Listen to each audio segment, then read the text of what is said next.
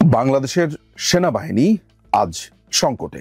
আমি যখন বলছি বাংলাদেশের সেনাবাহিনী আজ সংকটে, তখন আপনার মাথার ভেতরে প্রথম যেই চিত্রটি ভেসে উঠবে, আপনার মনে হতে পারে কোনো বাইরের শত্রুর আক্রমণ, কোনো বাইরের দেশের আক্রমণ বাংলাদেশের সেনাবাহিনীর উপরে হয়েছে। কিন্তু এই কথাটি খুবই অবিশ্বাস্য হলেও সত্যি যে কিছু হোমগ্রোন টোকাইয়ের বাচ্চা, কিছু হোমগ্রোন রাজাকারের বাচ্চা আজকে বাংলাদেশ সেনাবাহিনীকে প্রশ্নবিদ্ধ করতে চাইছে। তারা ক্রমাগতভাবে সেনাপ্রধান, বাংলাদেশ সেনাবাহিনী এবং কি অদ্ভুত সব নামে তারা বাংলাদেশ সেনাবাহিনীকে ডাকছে। আমরা বিভিন্ন সময়ে বিভিন্ন কারণে পলিটিক্যাল রেটরিক হিসেবে বাংলাদেশ সেনাবাহিনীকে কথা বলেছি, সমালোচনা করেছি, কিন্তু একটা ব্যাপার সব সময় মাথায় রেখেছি যে আমরা যদি কোনো সুনির্দিষ্ট কারো ব্যাপারে কথা বলেও থাকি, সেনাবাহিনীকে কখনো আমরা অ্যাজ এ হোল প্রশ্নবিদ্ধ কখনো করি না। কারণ বাংলাদেশ সেনাবাহিনীর প্রতি আমাদের এক ধরনের শ্রদ্ধা, কারণ এটা আমাদের একটা সার্বভৌমত্বের প্রতীক। সেই পোশাকটা, এই পোশাকের গল্প যখন আমি বলছি তখন মনে হয় একটা গল্প আমার বলে নেওয়া ভালো। সেটা হচ্ছে যে সেনাবাহিনীতে যাবার আমার অসম্ভব রকমের ইচ্ছে ছিল, কারণ এখন যিনি সেনাপ্রধান তারই বন্ধু মেজর জিয়াউল মিল্লাত, তাকে দেখে আমরা ছোটবেলাটা বড় হয়েছি। ইনফ্যাক্ট ওয়াকারুজ্জামানকেও কতবার দেখেছি আমি। কিন্তু কথাটা যেটা হচ্ছে সেটা হচ্ছে যে এই যে ছোটবেলাতে থেকে একজন সেনাবাহিনীর অফিসারকে দেখে সেনাবাহিনীতে যেতে চাওয়া, এটাই সেনাবাহিনী। অর্থাৎ এই পোশাকটার প্রতি ভালোবাসা, ভালো লাগা। আমার মনে আছে যে সেনাবাহিনীতে যখন পরীক্ষা দিতে গিয়েছিলাম, ভাইভাতে আমাকে প্রশ্ন করেছিল যে তুমি সেনাবাহিনীতে কেন আসতে চাও, এবং অনেস্ট অ্যান্সারটি দিবে। সার্বভৌমত্ব রক্ষা করতে চাও, দেশে নিরাপত্তা দিতে চাও, এসব কথা অনেক শুনেছি। রিয়েল রিজনটা বলো, ভেতর থেকে যেটা আসে। আমি তখন বলেছিলাম যে আমি চাই যত গুন্ডা সন্ত্রাসী আছে তারা আমাকে দেখে ভয় পাবে, আমি সেই কারণে সেনাবাহিনীতে যেতে চাই। উপস্থিতরত যে সেনা কর্মকর্তা যারা ছিলেন তারা হাসা শুরু করলেন এবং তারা আমার উত্তরটা পছন্দ করেছেন। তারা বলেছেন যে এটা আসলেই একটা অনেস্ট অ্যান্সার ছিল, খুব সরল একটা অ্যান্সার ছিল। ইয়েস, বাংলাদেশ সেনাবাহিনীর যে রেসপেক্ট, যে সম্মান, যে সন্ত্রাসীরা দেখলে ভয় পায়, এইটা সেনাবাহিনীর সৌন্দর্য। আজকে এই সেনাবাহিনীকে প্রশ্নবিদ্ধ করতে চাইছে, ক্রমাগতভাবে সেনাবাহিনীকে নানান ট্যাগে আপনার রূপান্তর করছে, নানানভাবে তাদেরকে বলছে। কারা বলছে?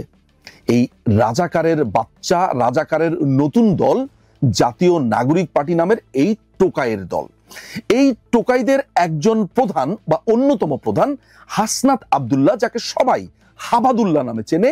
এই হাবাদুল্লাহ একটি স্ট্যাটাস দেয়, ওই স্ট্যাটাসে সে কি বিকৃত করে কথা বলছে, উত্তরপাড়া, তারপর ক্যান্টনমেন্ট, মানে এমন একটা ব্যাপার যে সে বিরাট বড় এক হ্যাডম। সেনাপ্রধানকে জড়িয়ে বা তাকে ইঙ্গিত করে তাদের যে পুরো ক্ল্যানটা আছে, অর্থাৎ সে যখন একটা স্ট্যাটাস দেয় তখন ওই বাকি টোকাইয়ের বাচ্চা, যেমন এই আসিফ, নাহিদ, কষা সার্জিস, তারপরে ওই যে একটা বাবাখোর আছে চিটাগংয়ে, রাফি, এরা, তারপরে যে বিহারির বাচ্চাদের যে দল আছে ইনকিলাব মঞ্চ, তারপর হচ্ছে অ্যান্টি ফেসিস্ট কোয়ালিশন নামে আরেক বিহারির বাচ্চাদের দল আছে, এরা সবাই মিলে এক ধরনের আওয়াজ ওঠাবার চেষ্টা করে।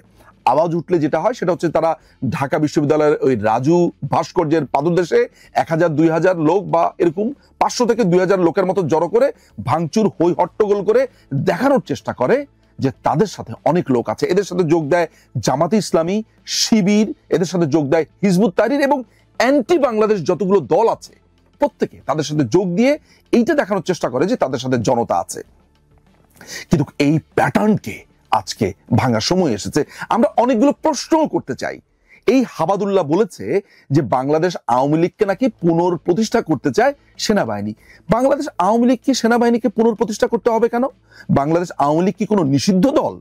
বাংলাদেশ আওয়ামী লীগ কি এমন কোনো দল যে তাকে নতুন করে রিফর্ম করবার দরকার হয়েছে, নতুন করে তাকে কাজ করবার দরকার হয়েছে? আমি যদি সমস্ত কিছু বাদ দিয়ে বাংলাদেশের ইলেকশনের ডাটাগুলো অ্যানালাইসিস করি, বাংলাদেশ আওয়ামী লীগ যেবার হেরেছে, অর্থাৎ 2001-এর ইলেকশনে, সেইবারও বাংলাদেশ আওয়ামী লীগের ভোট ছিল 40 পয়েন্ট প্লাস। যিনি বা যারা সেই সময় জয়ী হয়েছিল বিএনপি, তাদের ভোট ছিল 40.86 অর সামথিং। কিন্তু এককভাবে বাংলাদেশ আওয়ামী লীগ পেয়েছে 40 পয়েন্ট প্লাস। এরকম একটা দলকে পুনর্প্রতিষ্ঠা সেনাবাহিনী কেন করবে? আর সেনাবাহিনীর তো এটা দায়িত্বও না। এই যে কথাটা বলছে এইটা সত্যতা কি? বাংলাদেশ আওয়ামী লীগের একজন মন্ত্রী মোহাম্মদ আরাফাত তার একটি স্ট্যাটাসে বলেছেন যে এই টোকাইয়ের বাচ্চারা মিথ্যা কথা বলে। জুলাইয়ে যখন তারা জঙ্গি হামলা করছিল তখন বাংলাদেশ আওয়ামী লীগ নানানভাবে তাদের সাথে মিটিং হয়েছে, এমনকি উনি সুনির্দিষ্টভাবে 20 জুলাইয়ের একটি মিটিং এর কথা বলেছে যে তাদের সাথে 2 ঘন্টার মিটিং হওয়ার পরেও বাইরে এসে বলেছে আমাদের কোনো মিটিং হয়নি, তারা জানেই না। আমার কাছে যে ইন্টেল আছে গোয়েন্দা সংস্থার মাধ্যমে, এই হাবাদুল্লাহ এবং সার্জিস তারা বারবার তাদের নিরাপত্তা চেয়েছিল। তারা বলছিল যে আমরা এই আন্দোলনে নেই, আমরা এই আন্দোলন করতে চাই না, এটা নাহিদ করছে, এটা আসিফ করছে, এটা অন্যরা করছে, ওদের সাথে জামাত আছে, হিজবুত তাহরির আছে, আমরা এগুলোতে নেই।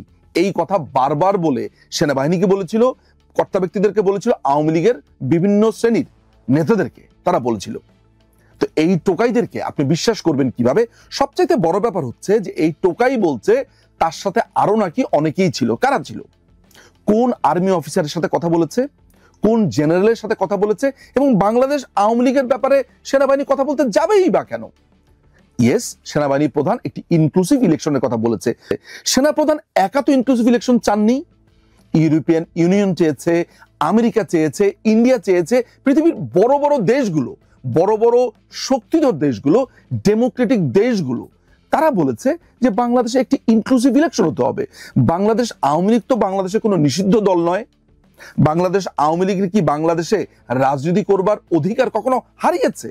তাহলে বাংলাদেশ আওয়ামী লীগকে ছাড়া ইলেকশনের যেই কথাটা বা যেই প্রেশারটা তারা দিতে চাচ্ছে, তারা কে? এবং এই কথা বলে বাংলাদেশ সেনাবাহিনীকে সাধারণ জনতার এই মুখোমুখি করতে যে চাইছে, উদ্দেশ্যটা কি?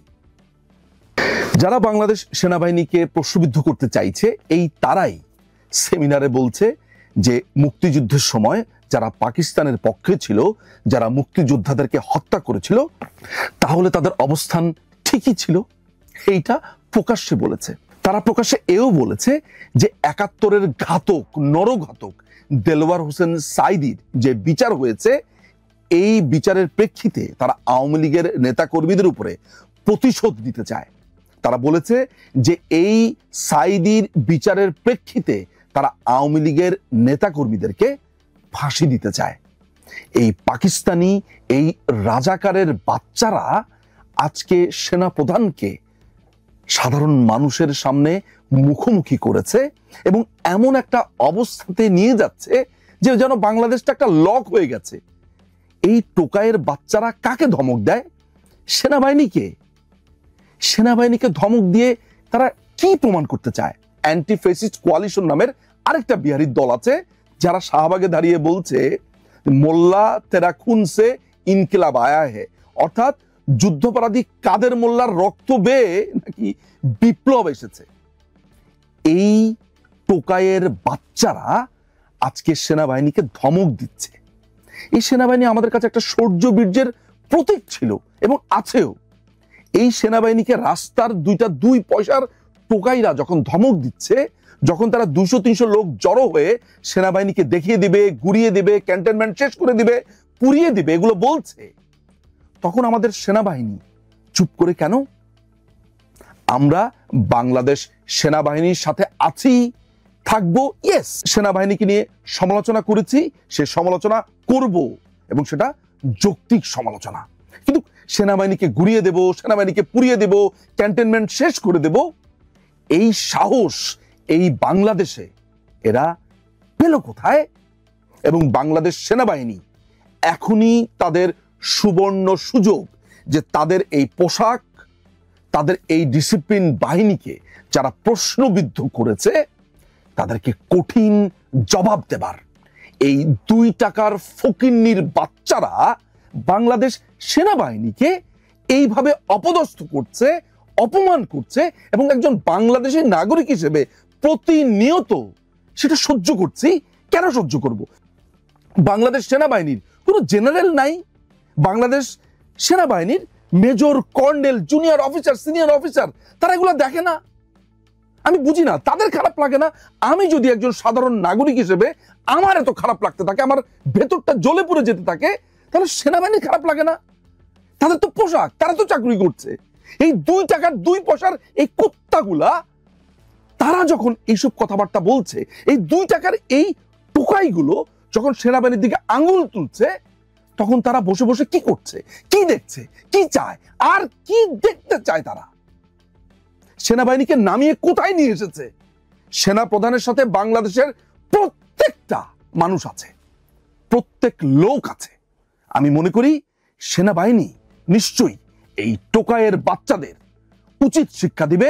সাধারণ জনতা সেনাবাহিনীর সাথে আছে, সেনাবাহিনী সাধারণ জনতা ভাই ভাই। এটাই হোক আজকের স্লোগান।